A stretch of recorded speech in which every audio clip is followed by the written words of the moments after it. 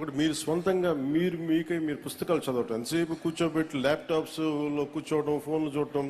తల్లిదండ్రులు కూడా ఎలా ఉందంటే మా అబ్బాయి ఫోన్ పట్టుకొని ఇలా టచ్ టెక్నాలజీ మొత్తం తిప్పేస్తుంది, బాగా ఎడ్యుకేట్ అయిపోయాడు అనుకుంటున్నారు. ఇంగ్లీష్ నేర్చుకుంటే ఇంగ్లీష్ వచ్చిన దానివల్ల మనకు తెలివితేటలు రావు. ది క్రియేటివ్ కెపాసిటీ, ఇన్నోవేట్ చేయగలిగే మైండ్, ఇవన్నీ రావాలి అంటే మటుకు చాలా మల్టీ టాలెంట్స్ కావాలి మనకి.